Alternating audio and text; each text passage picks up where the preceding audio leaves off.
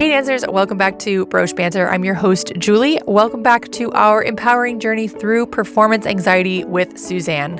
In this second part of the episode, Suzanne and I dive into those heart-pounding moments on stage and the days after.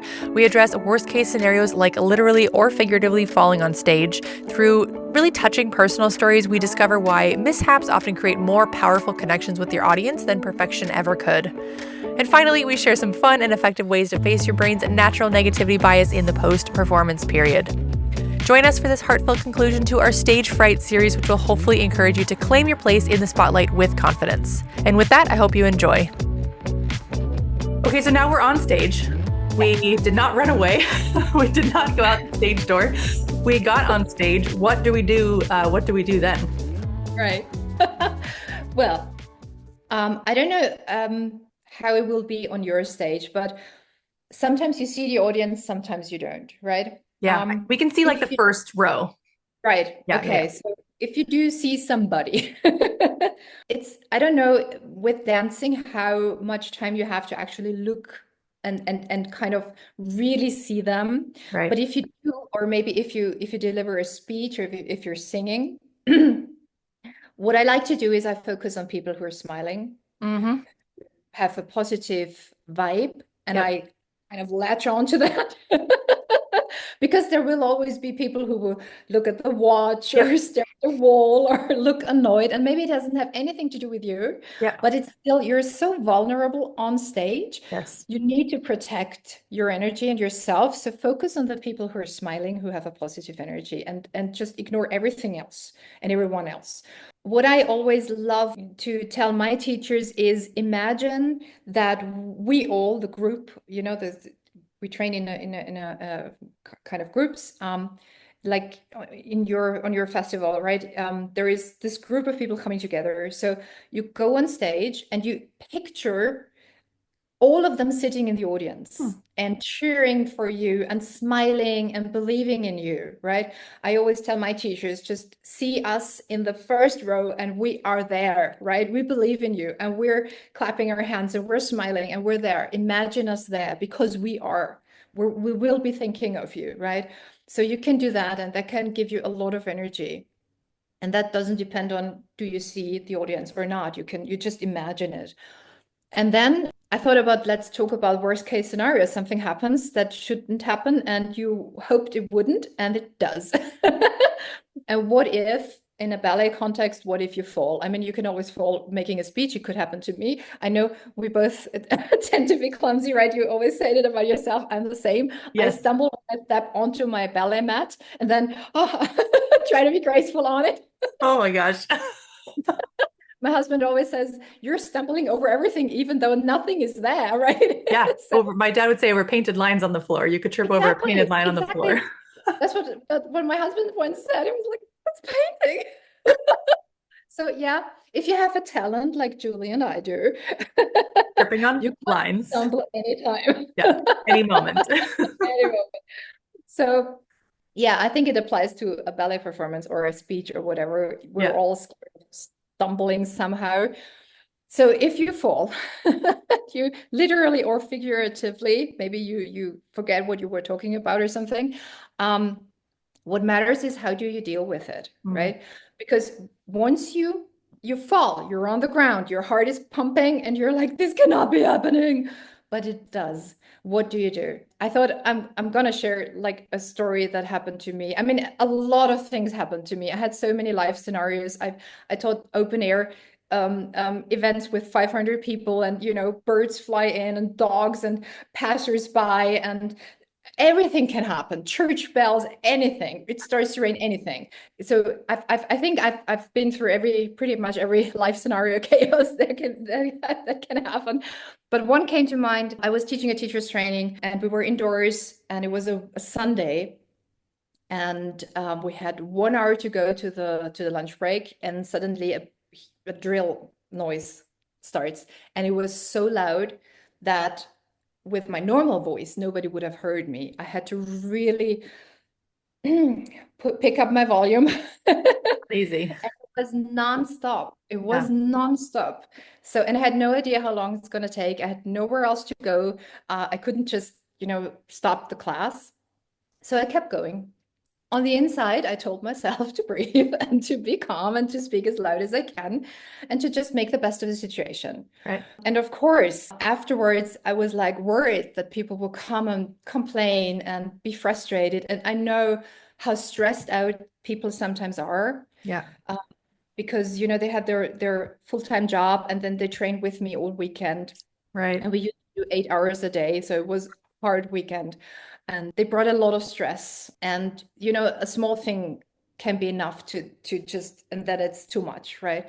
So I was worried how people would react. I said, okay, we'll go on our lunch break. And then like 30 minutes after that, the drilling had stopped. Oh, terrible It was timing. perfect timing.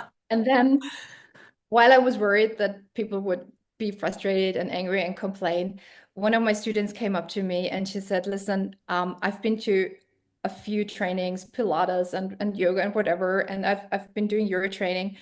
But when I first heard the drill, I almost freaked out. Like I heard it and I was like, I can't deal with that now. And she said, and then she looked at me and she said how calm I was and that I just kept going like nothing had happened.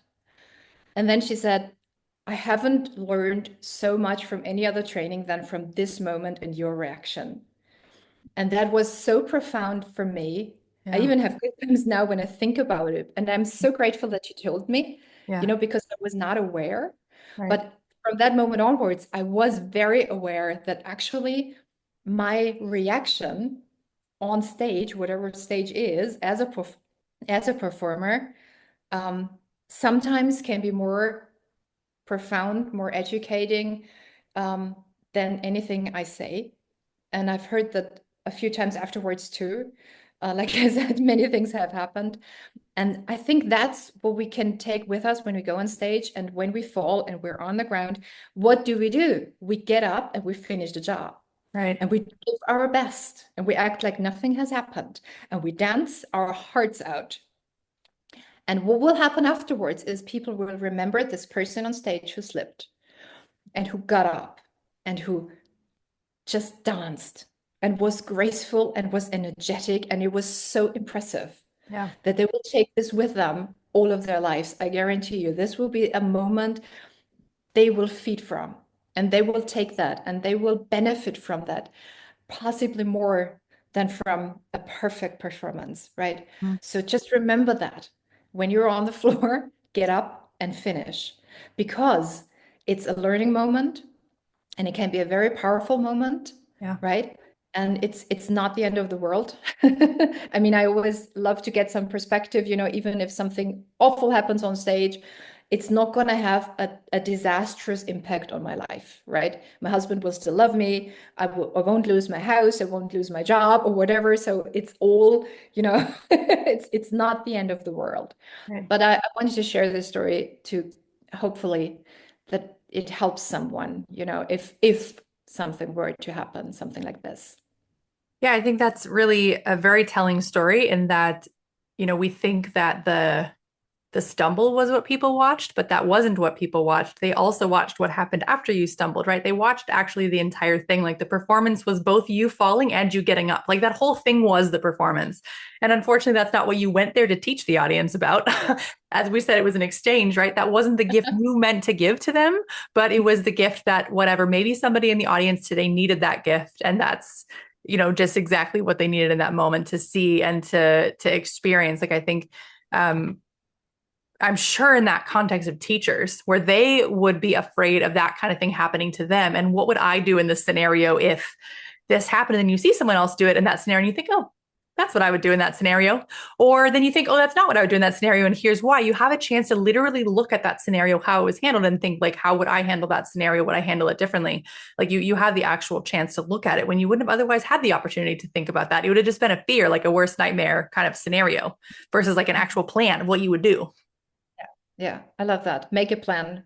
It's always good to have a worst case scenario plan, to Yeah. think it through, to confront yourself, Yep. to take the fear out of it, to stay Yeah. logical, to stay structured, because in this moment, when you fall, it's going to be hard to be structured and clear, right? Yeah. Because, but when you have a plan, when you're like, oh, okay, I rehearsed that, When that happens, I'll do that. And you Right. just continue. Yeah. Have a plan. Be prepared. Yeah. Was it Mike Tyson who said everyone has a plan until they get punched in the face? Oh, was it? I don't Yeah, know. one of my favorites. That sounds about right. That sounds about right. It can feel like that when you have a moment like that on the stage. It can really feel like that and really kind of take the wind, like, take the wind out of your body, right? But in that moment, you have to learn to be calm and to continue going through that. Mm. Yeah, I'll share a story too on my end of a time we were going through something difficult in this way where, you don't think of what you're doing in the moment necessarily. You just kind of have to handle it. So our last festival was in August, and it was in August just based on how the venues ended up turning out. But I was very adamant not having a festival in August or September because in Florida we get a lot of hurricanes. And I was very adamant that I did not want a fall festival, which is why we always have it in June and early, whatever. And so, when it came down to it, like it came down to it and it was kind of like either we don't have a venue this summer or we're going to do August, right? It kind of was that kind of scenario. And I was like, okay, well, what are the chances? And don't say things like that, people.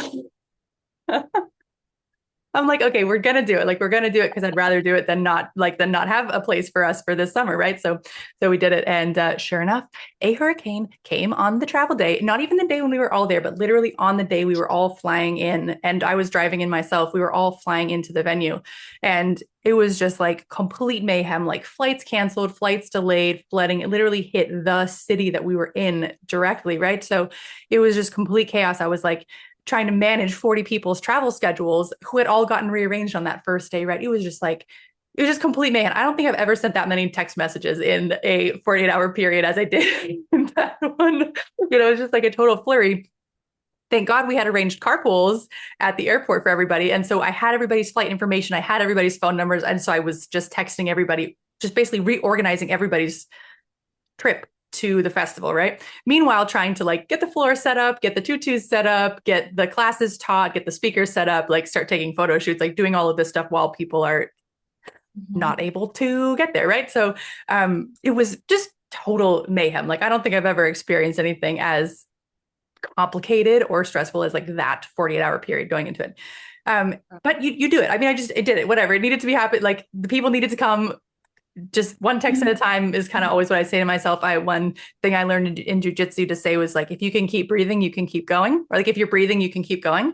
Because in jujitsu, like sometimes you are like, not to get graphic, but literally getting strangled, and you need to keep an eye on your breath. Like if your breath stops, you start to black out and you need to tap out, right? So like a big kind of thing in that is like that you are aware of your breath. And if you're breathing, you can keep fighting. That's like kind of the mantra is if you're breathing, you can keep fighting. But if you're not, you have to tap out, right? So in my stressful situations, I'm like, if you're still breathing, that means you can keep fighting. So I'm like, if you're breathing, you can't tap out. You no. can't. It's But not I'm still breathing. But I'm still breathing, so I don't need to, right? Like if you're still breathing, you don't, if you're still breathing, you can keep going. It's kind of it. What a graphic way to learn these lessons. Well, you remember that. That's good. Yeah, it's memorable. Yeah. So afterwards, after all of this, I mean, to me, it was just like total mayhem and, like really, really complicated. But afterwards, people came and told me afterwards how like impactful it was to watch me deal with all of this and like watch like how I was in it. And it was so surprising to me because to me, it was like, oh my gosh, I've like, ruined this experience for people. Like it was so difficult for them getting here. I hope they'll want to come back next year. Like I hope this wasn't too much. Like it was obviously I know that they're the ones who went through the majority of the stress, having to be in the airport and stranded and like all of this, right? So I was worried about how they were feeling with the stress level and everything. And it was actually amazing. It was actually amazing to me how many of them reached out to me afterwards to say that that was a meaningful thing to watch. Because to me, I would have just framed it as like, in my own head, the frame was like that it was really stressful and like, super inconvenient and huge mayhem. But for them, it was like actually really meaningful to watch. And then it's funny because that festival actually turned out to be one of the most magical ones we had yet, because everybody was so like, everybody came together. Everybody was so supportive. That show was just full of magic and sparks that I haven't seen. It was just like, it was incredible after that experience together. But like in the moment, you're just like, oh, I'm ruining everything. Like this is, you feel like everything is ending and like it's not working. You have that dread, that feeling of like, oh my God, I'm making, like you're saying with the drill, like, oh, they're already so stressed. They already put their time out to come here and invested in this. And, here's what's going on. But the whole thing is the show. Like the whole thing was the like, quote unquote, teachable moment. The whole experience is so interesting how what you see is not what other people Like it's not at all the same. What you see is like never what anyone else is seeing. So different.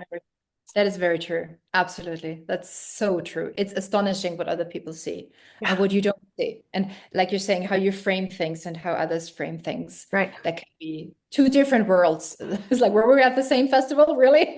Yeah, right. That one, the disaster. Yeah, the disaster one. And then people are like, oh, how come we're not having it in August this year? I'm like, oh, girl. Oh, there's a reason. But I think it just shows how much you care about all that. As performers, we always want to, like you said, we worked so hard to create a magical experience for Yeah. everyone, and then everything goes wrong. Right. But it really doesn't. It just doesn't stick to the plan. So, and actually, usually when there is a great disaster, I have the same experience that these are the most powerful things, most classes or holidays or whatever, and people kind of they come together in a very different way Yeah. when they've gone through this difficulty together. Right. There is a bond that is very, very special. Mm-hmm. Actually, it was way better than you could have planned. And that often happens. And all Yeah. we need to do as performance, we need to be okay with it, right? Because Right. a good performer, I think, is not someone who is perfect and always sticks to the plan, but who can adjust and who is flexible and can just deal with everything that comes up and use it in whatever way to twist and turn it into something positive. Right. So that's actually the fun of being a performer, I have to say, the challenges. Totally. And you imagine comedians doing crowd work, like they never know what's going to come up when someone talks or like banters with them. And I'm just like, these are the bravest people to just like go out there with the audience. I like watch stand-up comedians doing crowd work and it's just like, you guys are so cool. Like they just take anything and the crowd is there to banter with them, right? So like they're just like bantering and taking what comes with them with zero plan. They had zero plan. They literally didn't even have a plan. Like we've made a plan. They didn't have a plan. Right. Mm-hmm. The It's plan like is to not have a plan. incredible. Yeah, that is Incredible. absolutely. Yeah. So basically, if you're on stage and things are going wrong, I mean, you're not alone. Everybody has had something happen to them on stage, unless it's maybe your very maybe someone's very first performance, it'll go perfectly, or like if you it's a numbers game, right? If you're doing hundreds of these, at some point, one of them is going to have something weird happen. So if it's maybe your first three, maybe it won't happen. But like if you're a regular, something weird is going to happen, right? At some point. So it's like you're not alone. Everybody's taken a tumble, either physically or metaphorically, forgotten something or fallen or whatever it is. Like it just happens. It's just like part of it. And I think everybody knows that it's part of it. Like I think we think that we're alone in it and we think they're all looking at me. This has never happened to any of them. They're all perfect and they're all just looking at me, the horrible performer, like making this terrible mistake. But I think it's just like everybody gets it. Like you're a person performing for people. Like they get it. They get it. They've seen a person be a person before. Exactly. Absolutely. Yes. And like you said, it's not that bad. In our heads, it's usually a lot worse. Right. Yeah. Yeah, it's usually a lot worse. Yeah, I'm reading this book about storytelling right now, and it's such a fascinating book because it's about storytelling, but it's also about the stories we tell ourselves, which I was not what I was necessarily looking for, but it's fascinating. And the book said we have no direct access to reality. Mm-hmm. And I was like, is that yeah, I had to stop. I put the book down, close the book and put it down for a moment. And I was like, oh, why is that? Is that true? Do I agree with that? What is that all about? But it's really interesting because you're talking about these different scenarios. It's like you yourself believe that it's factually true that you ruined everything and the show is terrible and you messed it all up by falling and whatever it is. Is that factually true for every single person? If you asked every single person if they had the same experience and collectively it is, maybe we could call that factually true. But if every person had a slightly different experience, then all you have is your opinion about what that was. And everybody else has their, it's not, nobody's reality was actually factually true. The only fact was maybe that you did fall or that you did not do the step at the correct count, or that's the only factual part of it. But the meaning behind it is we all made up our own, we all made up our own idea about it. Absolutely. I mean, our brain always makes up stories. And this is scientifically proven. I think it was a study in New Zealand where they showed people childhood photos, and then they photoshopped one where they placed them in, I think, a hot air balloon. But they've never been in an hot air balloon as a child. But they photoshopped their little body in there. And they had a few sessions where they should talk about these experiences from the photos, right? And there were photos that were real. So they talked about all these experiences, and then came up the fake experience with a hot air balloon. And the majority of people actually, after a few sessions, started to remember, quote unquote, this experience and told stories about it. And they were certain that this is their memory. But the brain fills gaps. If you tell the brain, listen, this happened to you, then the brain will come up with a story sooner or later. And you will not be able to tell if it's true or not. So if we think about past performances, we have to be aware that the more we think about it, the more we'll be changing it. We'll be adding things, we'll be exaggerating things, we'll be skipping things. So what is real and what is not is actually one of the things I've been thinking about, I think, all of my life, and especially in the recent months. Like I told you, and I think I can tell it now, that I'm writing a fiction novel, and I've always wanted to write a book, and it's about this topic exactly. Oh, What wow. is real? What do we perceive, right? And I think that's really fascinating because Yeah. no one can really tell. As you say, there are a few facts. We can agree that we're, I don't know, in a theater. We can agree that we're on Julie's festival, but the rest, that can be very, very different. Even though we're all in the same room seeing the same things, Yeah. it will be a very different story for everyone. And Yeah. when we keep that in mind and we tell our own story to ourselves, like you say, it's we can shape it anyway. We can shape it in a negative way or in a positive way, in a way that makes us smaller or in a way that helps us expand and grow, right? Right. Whatever is true, I think, is very much a decision we make, Yeah. right? So that's a cool thing to keep in mind. So we Right. can never really agree on, how did that fall happen, what happened exactly, or whatever. The experiences will be so different. And who's to say what's true? Your Right. story, my story, we don't know. We don't, Yeah. yeah. I mean, it's almost the perfect segue to get into what happens after the show. Do you have any more things you wanted to talk about on the onstage experience before I loop us into the final phase of your performance? No, I think that was it. No, we Yeah. can we can switch to wait. The performance is done. The performance is done. It's yeah, it's a weird, it often goes by in a flash, right? It often goes by in a flash, the performance, and you almost can't like remember it. It's very strange. You just kind of ride the out of body experience and Mhm. let your body do what you told it to do, because it will generally have your back if you've prepared. It's like kind of cool like that. Yes, I love Yeah. that. I love that. Repeat that, please. We need to hear that. I think, yeah, for everyone who will be performing, your body will have your back, right? Yeah.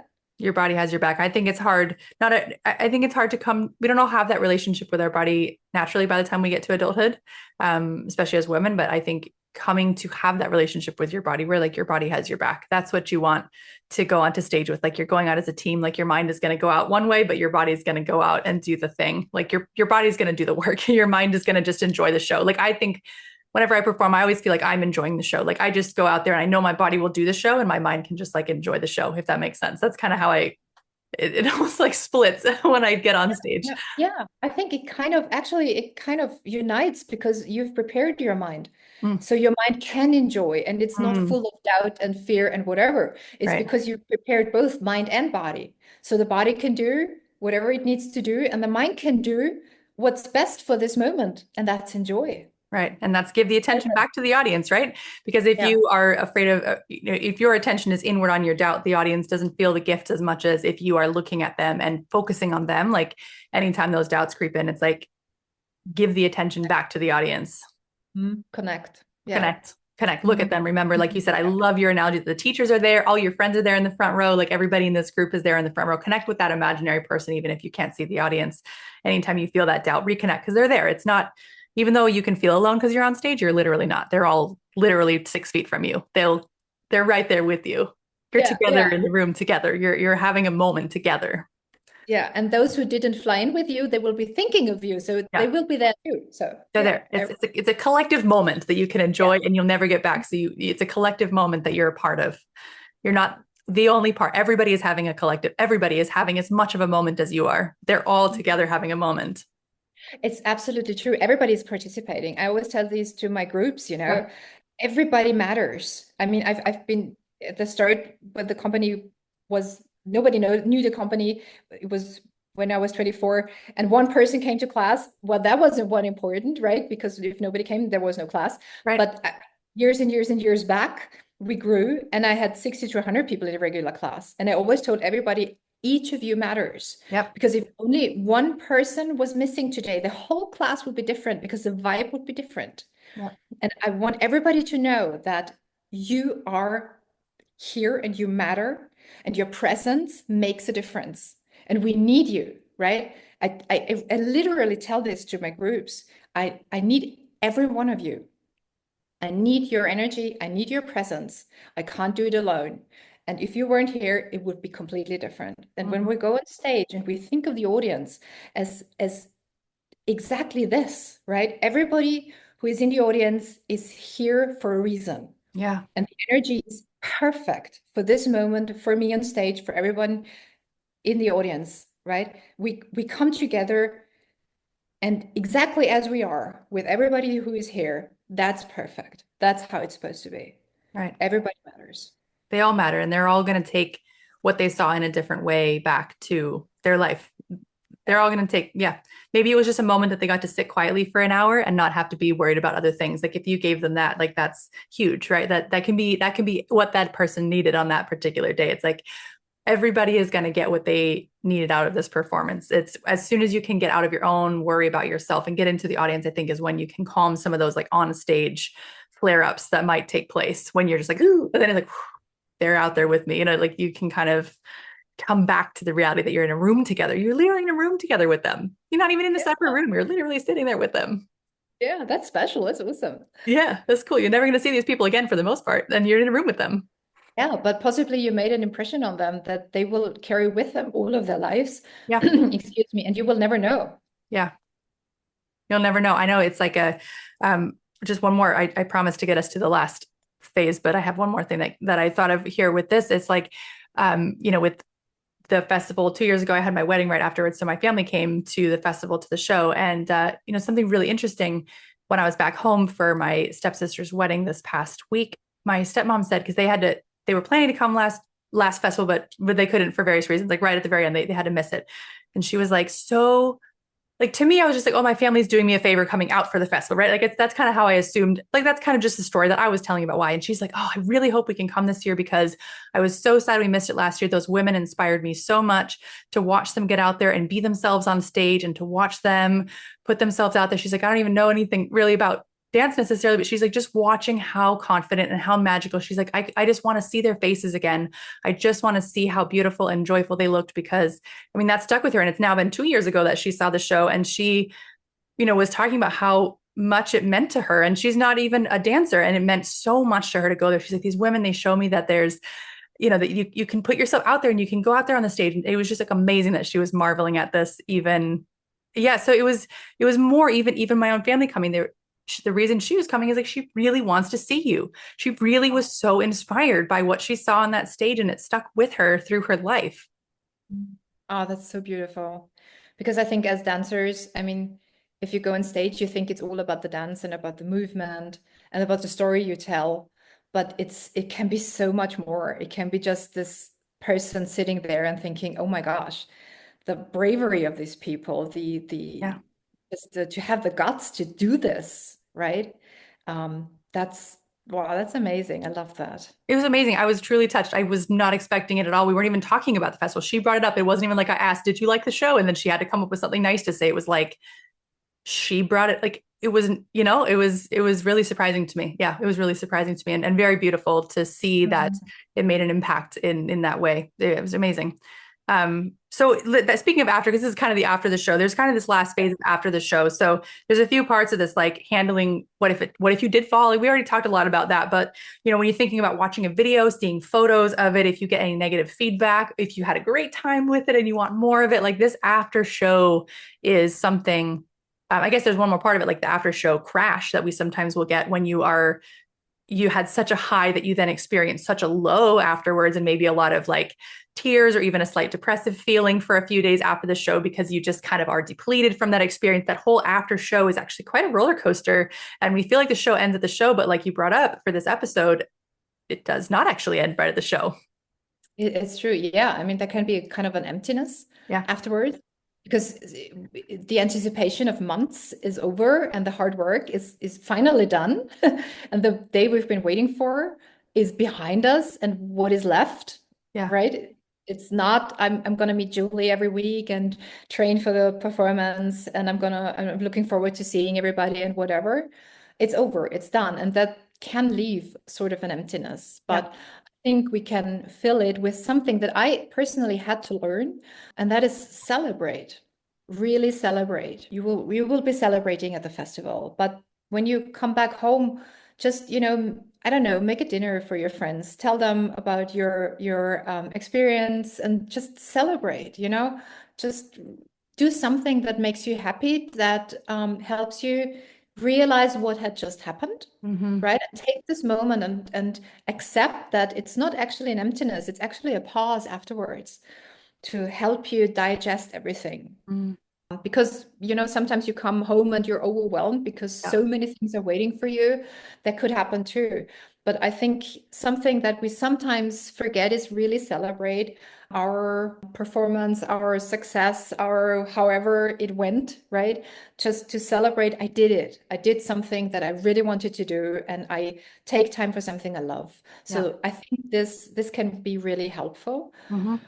It can boost the mood if you do have this downward tendency afterwards. But Yeah. I think if we see it not as emptiness, but as pause, as kind of chance to come back home to our new self, because this experience will have changed us, right? So this could be helpful. But of course, just when you say watch the videos and stuff like that, I think we as dancers tend to be very focused on perfectionism. We can be very critical with ourselves. I think it's the nature of ballet, because it's so well focused on perfectionism, kind of. Yeah. And of course, it's not an internal practice, but it's like a performance. It needs to look good, right? Right. Nice when it feels good, but it really needs to look good. Right.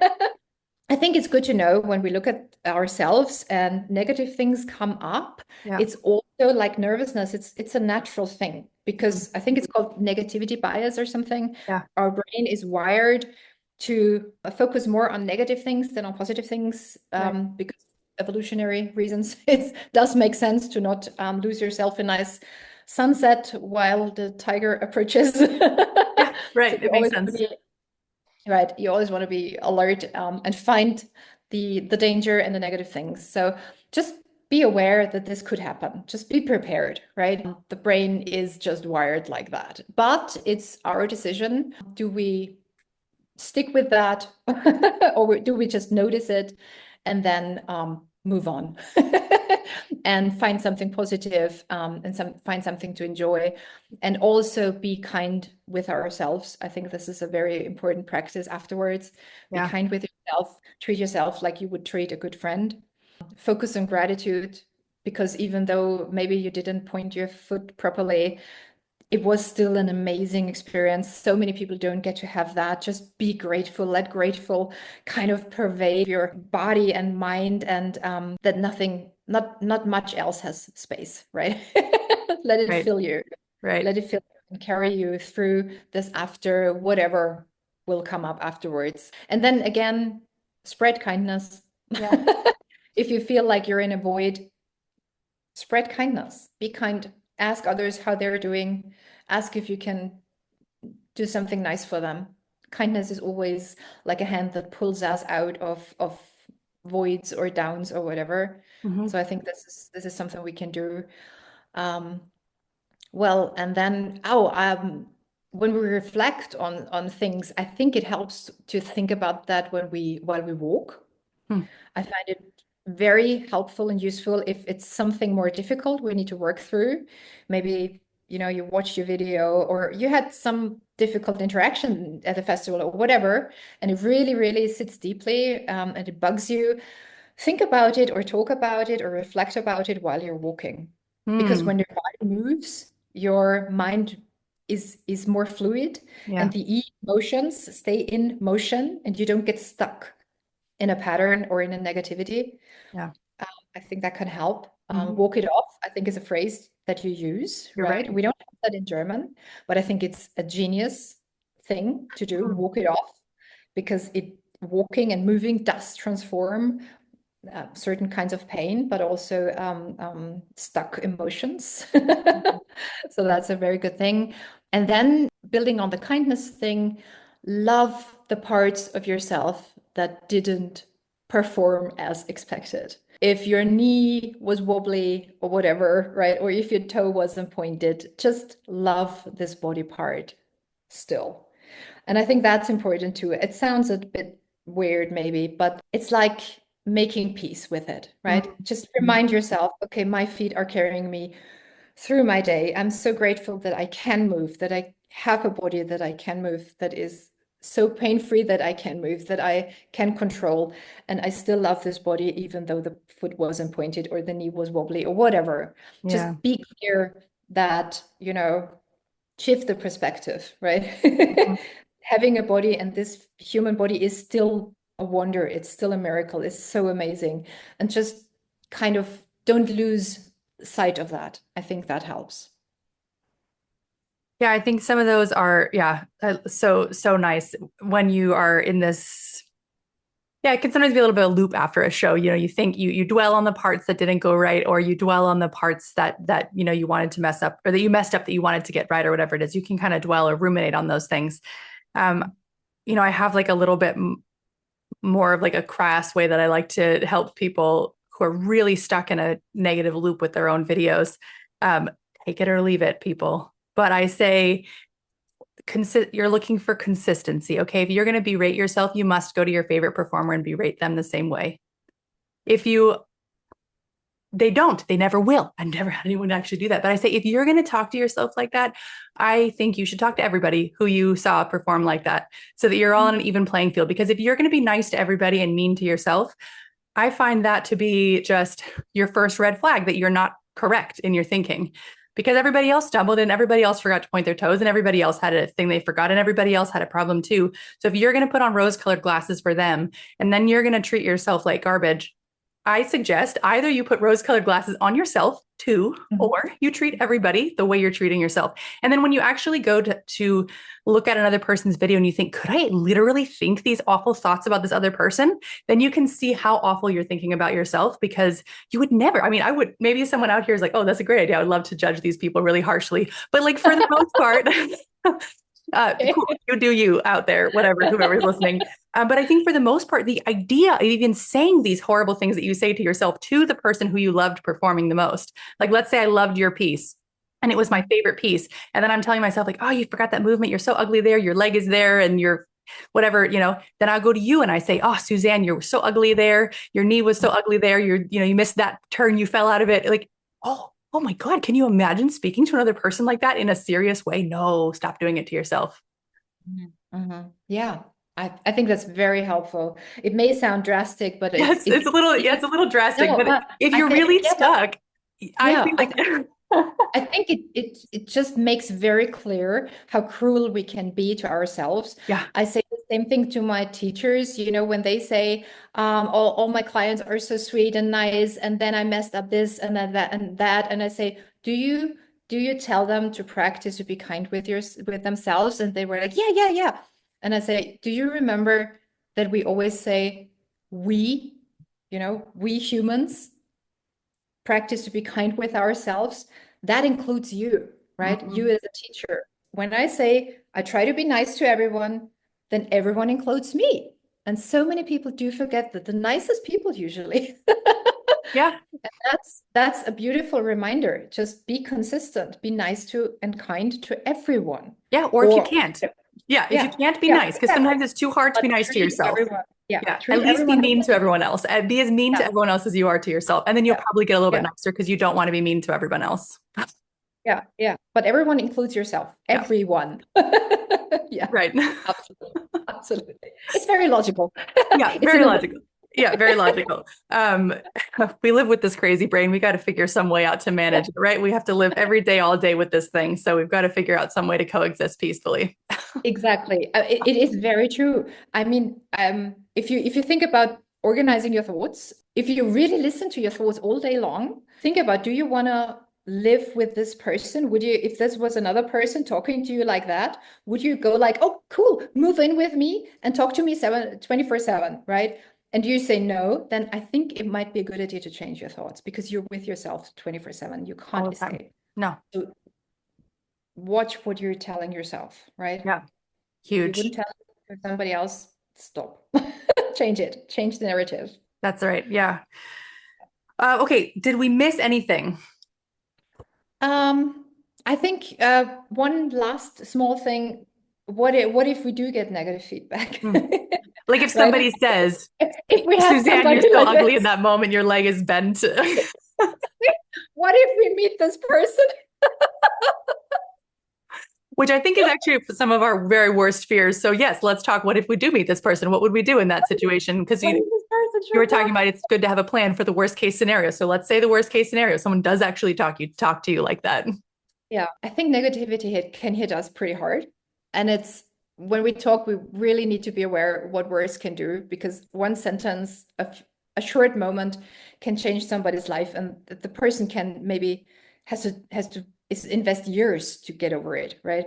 But if we do get negative feedback, what negativity does is usually either we run, right, or we duck, sort of, and what happens is we contract, we make ourselves smaller, we pull back, right? And we want to get out of the state as fast as possible and Yeah. not make it stick around. Just be aware negativity can make us either small or make us want to hide, sort of. And then you want to do something, talk to somebody, do an inner practice, do a ballet class with Julie, and get out of this state. Moving is wonderful. Move the body and make sure you do something that makes you feel expansive and help yourself to grow and get over it. Mhm. Really physically, I mean, do a ballet class that makes you happy. Do your favorite Julie class that you can come back home to your true self that is expansive, right? Get out of this contraction, release the shoulders, release the back, and all that. And doing something physical, I think I would recommend that before doing any other inner work, right? Doing something physical. And just don't allow others to make you feel small. Mhm. Don't allow others to have you hide away. If it's your choice, if you don't want to be seen, that's fine. Not everybody has to be on stage, not everybody has to be a performer. But if you want to, don't allow others to control you. Don't allow them to step away from what you love so deeply, right? You love that so much. That is so much bigger than anything anybody can say to you. Just remind yourself of that. I think Mhm. that is really important. And don't do this to yourself, that you take away the control, that you give it the control to this person and this person dictates what you do and how you feel. Don't do that. Don't allow that. And like we just said, the inner voices come, maybe you get a negative feedback and your inner voices, instead of in supporting you, they agree. Yeah, right. They're like, I told you. Exactly, exactly. That's what I told you for years. But then comes in the practice, right? You trained your brain to switch and to think differently and to see yourself differently and make sure that your inner voices change the narrative and remind yourself of all the things you're wonderful at and all the wonderful feedback, because sometimes we forget all the wonderful feedback and all the beautiful comments, and then we just see this one negative. Right. Don't allow that. Broaden your view, Right. right? And let it all in and make sure the negativity passes through you, You can't avoid it, but it passes through you, and do something that makes you feel expansive. I recently heard something that I loved, and it just kind of is what I remind myself every day. We don't want to live defined by the past, right? We want to live defined by a future vision of ourselves. And this is something I tell myself every day in the meditation, right? Don't be defined by your past, beautiful or negative or whatever, but don't be defined by it. It's over, it's behind you. Be defined by what you want to do in the future, who you want to be, and focus on that, right? And I think when we receive negativity, we want to, as fast as we can, switch to this state. So I think this is what we can do, and then just do it. Do small things that help you release tension, make you feel good, come home to yourself again, right? And that's what we can do, I think. And remember, everyone has a plan until they get punched in the face. Yes, and don't be the one who punches you yourself. Yeah, that's right. There you go. Yeah, it'll hurt. It'll hurt. Surprisingly, the negativity can really hurt in a very surprising way. Even though it's a spiritual punch in the face, it still has that same feeling to it. And you can just know that I find physical pain a little easier to manage than mental pain. I think sometimes as dancers, you get used to kind of pushing your body and kind of experiencing all kinds of different sensations. And so I just one of my favorite things with negativity is just imagine that someone actually hit me. Just like imagine that there is a physical pain, and I wouldn't be surprised if it hurt if somebody hit me, and I wouldn't be upset with myself that it hurt me, and I wouldn't probably let it change. I mean, I wouldn't be surprised, and I wouldn't be mad at myself for being hurt, where I think sometimes we can get upset with ourselves for being hurt by the negativity. And we're like, I should be above that. I shouldn't be hurt by that. It's not that bad. It's not that big of a deal. That words don't matter. We just can belittle our own response to it. But I just imagine, like, literally if someone punched me, it would hurt, and I would not be surprised. It's not surprising that this hurt. Exactly. Fine. And you don't have to find any excuses. You don't have to explain yourself, right? Just it hurt. Not to, yes, exactly. Ouch, that hurt. Yeah. That was painful. Exactly. Yeah. And then you put ice on it, and I don't know. So I think that Mike Tyson. And you deal with it. Yeah. You put ice on it. You put ice on it. You know what to do physically and mentally. If you know yourself, you know what to do as well. It's exactly the same thing. Yeah. And like you said, you can't avoid it. Like I said, it will pass through you. It's okay, right? It's okay. You don't have to explain yourself that you feel something when somebody says something. Right. Yeah. I mean, the best boxers, they put Vaseline on their eyes so the punch just slides off, right? Really? Okay. Yeah, they do. They put so the punches don't they slip off the skin, right? So okay. So they learn how to take punches. Like, you literally learn how to roll with the punches, as they say, right? And it's the same thing with negativity and with your own thoughts and everything. You just you put Vaseline on ahead of time, and you take a punch. Actually, we can do that. We can do that mentally as well. We can do kindness on one cheek and gratitude on the other. And then both again with everybody, all our loved ones, all the people who support us. Yeah. Right. And then it will slide off more easily and faster. Yeah. Right. Yeah. Also with physical pain, we know it will pass. Yes. What we forget with mental pain or emotional pain, we forget that. And sometimes we hold on to it because, like I said, even emotion can be addictive when we feel like we deserve that or we don't deserve to be happy, right? Then we hold on to this because we feel like this is how it should be. I'm not worth being happy. I'm not worth being healthy or whatever. And that's what we find out when we meditate. If this pattern is within us and we know it, then we're like, okay, yeah, that triggers this pattern. Okay, let's do something to change that. Yeah. Get some Vaseline out. Let the punch just fly off your cheek. Get the Vaseline out. Yeah. Don't take that out of context. Vaseline on the whole body, just the cheeks. I would put it on the whole body. If I were in a boxing match, I would bathe in Vaseline. You're so funny. I would go in there with a bubble suit. Honestly, I don't think the Vaseline is enough. Oh gosh, I'll do your idea. Yeah. I'm not as tough as Mike Tyson, although I do find people who are able to go into a boxing ring fascinating and wonder a lot about just how you get that that rock solid of a mindset to willingly walk into a place where you know you're going to get hurt. Yeah. Fascinating. Like to Yeah. go get hurt on purpose. It's really fascinating, right? And like going onto stage is not to be dramatic, but kind of like that. Like you going out there knowing that you might get, it's a very vulnerable place, right? Like you literally are walking in there knowing, putting yourself in the way of a punch, right? Like you may not get one, the Vaseline might save you, but you might get a direct hit. Like it might happen, you know, and you're literally putting yourself in that environment, right? And I think that, you know, when you compare it to that, it's like that takes guts. Yeah, absolutely. I mean, everything that makes us leave the comfort zone Yeah. is like a danger zone, Yeah. but also it's where life happens and where fun Right. happens, where growth happens. But I think if you ask a boxer to put on point shoes, they would be like, no, please punch me instead. Yes, I think that's probably true. If you told them to go out there and memorize a piece of choreography and do it in front of people, they'd be like, nah, punch my face, no Vaseline needed, Just I'll take punch it. me.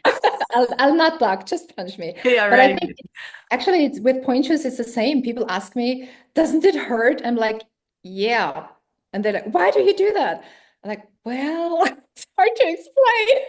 Right. I mean, it doesn't physically hurt all the time, but it's It's not intense. as comfortable as standing flat, right? So why do we do that?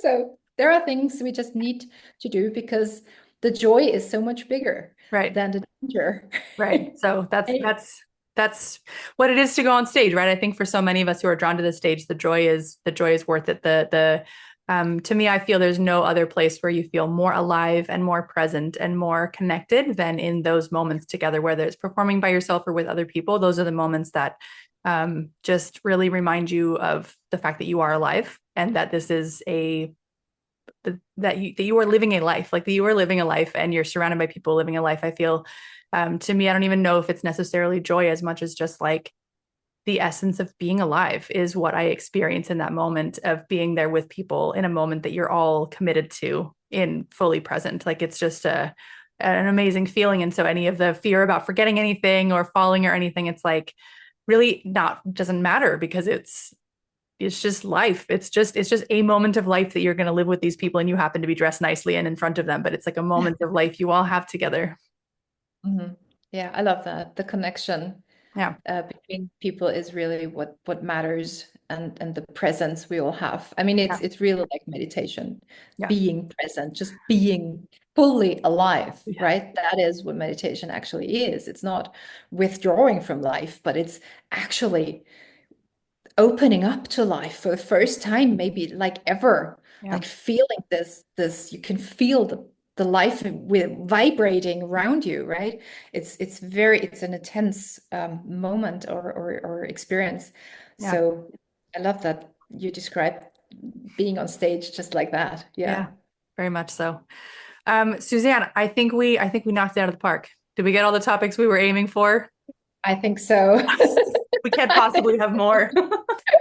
I mean, yeah, but maybe if we kept talking, we think of more things. But Right. I hope there were a few things in there that people can really take away with them. Yeah. Yeah, I hope so. I hope so. And I hope that you'll, anyone listening, if you're even listening because you're thinking about performing and wondering what it would be like if you did get on stage, um, hopefully it's a combination of not scaring you off and showing you why it's worth getting out of your comfort zone. Even if you have a moment like Suzanne where you regret agreeing to performing in the piece, it's still, is worth it in the end.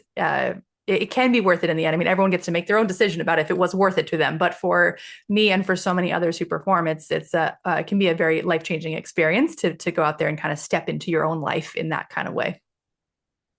And I think what you're offering with the summer festival, you can just kind of go there and try it out, right? Is it for me or not? And you Right. can go there and you feel like, okay, I did it once, but I really don't need it.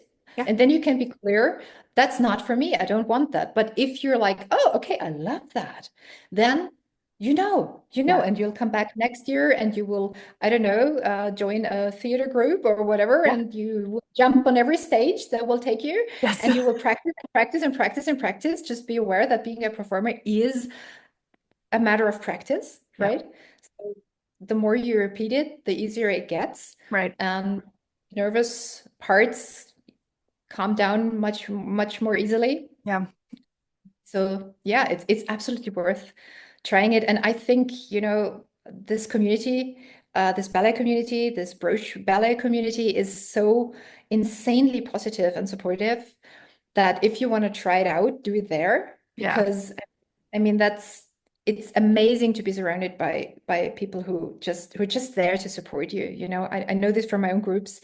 It's amazing when people everyone together decides we're gonna make this an amazing thing. Yeah. And then it's going to be an amazing thing because everybody said so and everybody does their part, right? So go for it. Don't think about it. Go for it. Just do it. Love it. Awesome. Yeah. Well, thank you so much for spending the time sharing your expertise. I can't wait for people to get to hear it, to get to digest it all. And if you have questions or things that pop up for us, we're super curious to hear in the comments or reaching out if you if it sparks things for you and stories and anything you can relate to here. Do you regret committing like Suzanne does, or do you feel more nervous about which of us are you out there in the community listening? Are you a flight risk or not? Are you a flight risk or not? That's the question. If you know, you know. I never regret it. I must say, the moment I step on stage, I love it. I feel at home there. I never regret it. It's just a moment before. Yeah. That I never actually left, I must say. That moment is never actually you. Like that moment is someone else. That moment is just panic personified. It's just because my couch is so comfy. Yeah, right. The moral of the story, buy a less comfortable couch. Oh, too funny. Thank you again, Suzanne. I love the episode and can't wait for it to go out. Thank you so much. I always love talking with you and I love Broche banter. Thank you so much for having me again. Thank you. All right, dancers, I hope you had a great time with me and Suzanne on this journey through performance anxiety. I truly do hope that our conversation has given you some tips, some tools, and some strategies to help you claim your place in the spotlight with confidence. If you'd like to get in touch with either me or Suzanne, I have all those details for you in the show notes. I'll be back in your ears next week with another amazing episode. And until then, I wish you a very happy dancing.